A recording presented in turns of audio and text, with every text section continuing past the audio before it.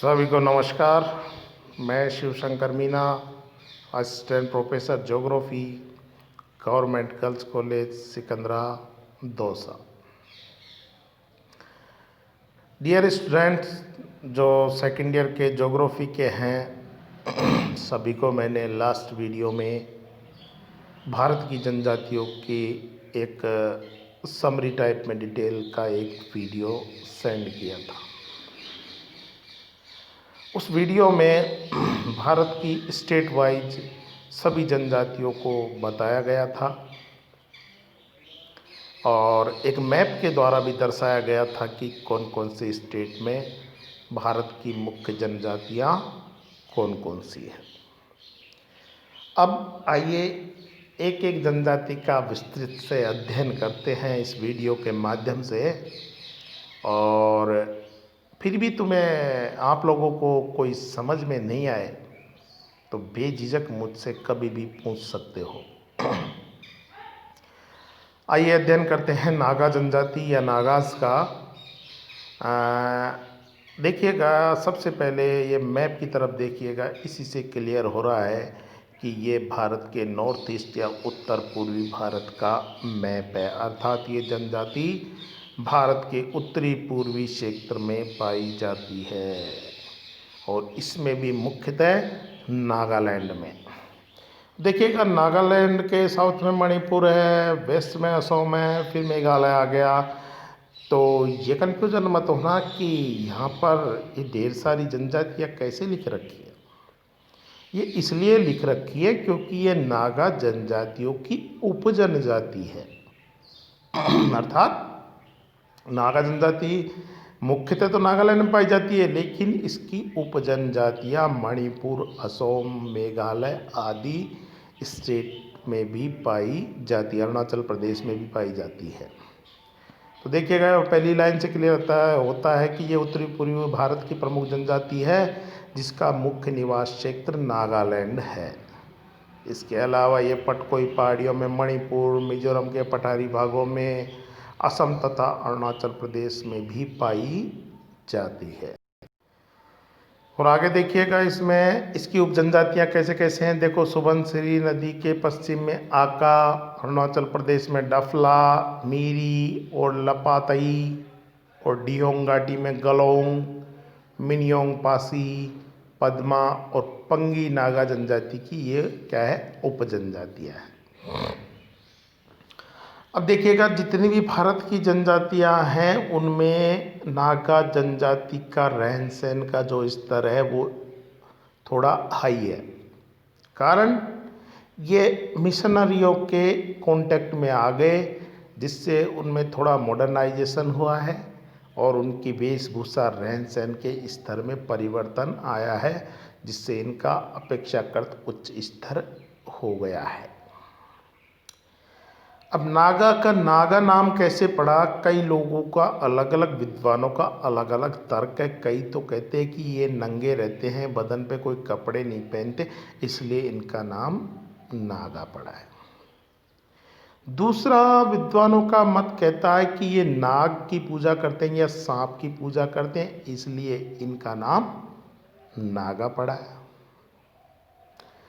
संस्कृत के नग से मानते हैं कुछ कि नागा बना है, कुछ लोग मानते हैं कि ये पर्वतों पर रहते हैं इसलिए इन्हें नागा कहते हैं।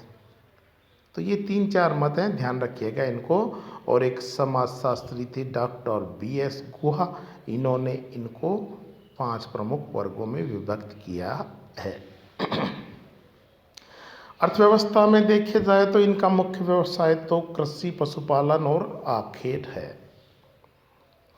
लेकिन आजकल ये आधुनिकता से कांटेक्ट में होने के कारण जहाँ पर कहीं इन्हें थोड़ी बहुत सुविधाएं मिलती हैं वहाँ पर कुटीर उद्योग भी स्थापित कर लिए इन्होंने। और इनका मुख्य कुटीर उद्योग है कपड़ा उद्योग, जो कि ये कात के मोटे कपड़े बनाते हैं। लेकिन मुख्यतः ये आखेट, मछली पालन और कृषि कार्य ही करते हैं। और आखेट करने का इनका एक बहुत अच्छा तजुर्बा होता है।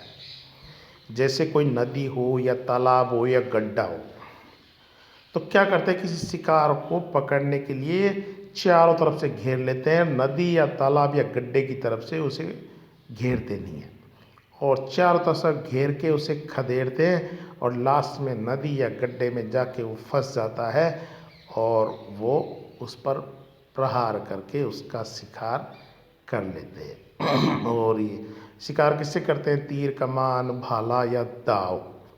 दाव इनका मुख्य हथियार होता है, ये फरसे के समान होता है। कृषि कार्य में क्या करते हैं, आपको पहले भी पढ़ा होगा कहीं कि शिफ्टिंग कल्टीवेशन या झूमिंग या स्थानांतरित कृषि। इसमें क्या होता है कि किसी एक स्थान पर दो दो साल 2 या 3 साल कृषि कर ली, फिर वो भूमि फर्टाइल नहीं रहती है या उर्वर नहीं रहती है, तो उसको फिर छोड़ दिया जाता है। वहाँ पर झाड़ झंकार झाड़ियाँ या घास फूस उगाते हैं, फिर 2-3 साल बाद उसको काट दिया जाता है जिससे उसकी फर्टिलिटी या उर्वरता बनी रहे। फिर वापस से उनको काट के वापस उस पर कृषि की जाती है। दूसरा है कि ये लोग जनरली पहाड़ी भागों पर रहते हैं, तो पहाड़ी भागों पर क्या की जाती है, शिफ्टिंग कल्टीवेशन या कंटूर कल्टीवेशन या सीढ़ी नुमा खेती की जाती है, जिसे झूमिंग कृषि भी कहते हैं। और ये जनरली पहाड़ी धान उगाते हैं।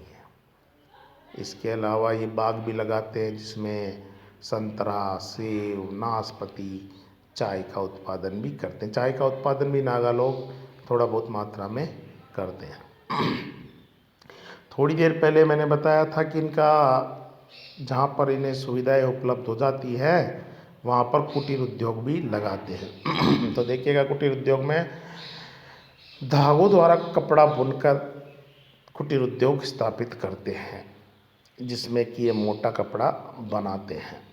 चटाइयाँ भी बनाते हैं, टोकरियाँ भी बनाते हैं, टोपियाँ भी बनाते हैं। मछली भी पकड़ते हैं ये लोग, जहाँ पर फैसिलिटी अवेलेबल हो जाती है वहाँ पर फिशिंग का कार्य भी करते हैं। और सेटलमेंट की बात की जाए तो अधिवास की, तो ये पहाड़ी भागों में निवास करते हैं, ये तो अपना क्लियर हो गया है। और जनरली पहाड़ी कटकों पर ये मकान बनाते हैं और 200-300 घर एक साथ एक गांव के समूह के रूप में रहते हैं। और इनके जो मकान होते हैं उसमें 2 दरवाजे होते हैं, एक तो फ्रंट पे मेन दरवाज़ा और एक पीछे की तरफ दरवाज़ा होता है। और जो संपन्न एकदम धनी जो नागा होगा वो घरों में सींग और कुर्रे लगाते हैं। इसका इस जिसके घर के आगे सींग या कुर्रे लगे हों समझ लेना कि ये नागा संपन्न है। इनकी वेशभूषा की बात की जाए तो ये क्या करते हैं, शरीर पर शेर चीते आदि के चित्र गुदवाने का रिवाज है। मतलब जैसे आजकल का टैटू चल रहा है उसी तरीके से ये शरीर पर चित्र गुदवाते हैं पशु पक्षियों के, प्रकृति प्रेमी। कुछ नागा लोग क्या करते हैं, सिर पर सींग और पक्षियों के पंख भी बांध देते हैं। स्त्रियां गले में कौड़ी और मूंगे और मोतियों की माला पहनती हैं। बहुत से नागा लोग सिर पर टोपी भी पहनते हैं। और जो अधिकतर क्या होती है टोपी पशुओं के बालों की या बेल पत्तों की बनाई जाती है। देखिएगा एक डायग्रा चित्र है जिसमें नागा दाव से बाल काटते हुए, दाव जो शिकार के काम आता है उसी से अपने बालों की कटाई करते हैं। भोजन की बात करें तो हमने थोड़ी देर पहले कहा था कि ये मुख्यतः कृषि में पहाड़ी चावल उगाते हैं, तो इनका मुख्य भोजन है चावल। इसके अलावा ये शिकार भी करते हैं और जंगल से कंदमूल फल भी इकट्ठा करके अपने भोजन में काम में लेते हैं। सामाजिक व्यवस्था की देखी जाए तो ये जॉइंट फैमिली में रहते हैं और कृषि कार्यों में स्त्रियां भी साथ देती हैं, लेकिन जो शिकार करते हैं वो केवल पुरुष ही करते हैं। और पूरे गांव का एक मुखिया होता है, वही सारे डिसीजन करता है और इनकी अपनी पर्टिकुलर लैंग्वेज होती है और पोशाक होती है। इनमें एक सबसे प्रचलित प्रथा है मोरंग। मोरंग क्या होता है? युवा ग्रह होता है। आजकल इसका लोग बाग गलत अर्थ निकालते हैं, लेकिन ये मोरंग वास्तव में एक पाठशाला होती है जिसमें मनोरंजन का भी कार्य होता है और प्रशिक्षण का भी कार्य होता है। उसे पढ़ाई लिखाई के बारे में भी या उसे रीति रिवाजों के बारे में बताया जाता है। कोई अगर उसमें मिसबिहेव करता है तो उसको सज़ा का भी प्रावधान होता है। तो मोरंग है इनका एक युवा ग्रह है। और क्या है कि ईसाई धर्म के प्रचार प्रसार के कारण नागा जनजाति की सामाजिक व्यवस्था में काफ़ी परिवर्तन आया, जो कि थोड़ी देर पहले मैंने बताया था। और कई नागा जनजातियों ने तो अपना धर्म परिवर्तन करके ईसाई धर्म को अपना लिया है। इनका क्या है कि पारंपरिक एक नृत्य भी होता है जिसे मुठो नृत्य कहते हैं। सब मिलके बाँस तक लकड़ी की अन्य वस्तुओं से बना के कई रीति रिवाजों में बर्तन भी बनाते हैं, इनसे चम्मच बनाते हैं और एक नृत्य करते हैं, मुठो नृत्य। इनमें देखिएगा सबसे अच्छी प्रथा है, बाल विवाह नहीं होता है इसमें, एकदम युवावस्था में ही विवाह होता है। और जनजाति होने के कारण स्वाभाविक है कि जादू टोनों तथा देवी देवताओं पर काफ़ी विश्वास करते हैं, बलि भी देते हैं ये लोग। और भारत की स्वतंत्रता प्राप्ति के बाद नागा लोग अन्य लोगों के संपर्क में आने से शिक्षा का प्रसार भी हुआ है और सामाजिक परिवेश में भी बदलाव आया है। अर्थात ये उच्च स्तर को प्राप्त कर रहे हैं, धीरे धीरे सामाजिक उत्थान कर रहे हैं। नमस्कार।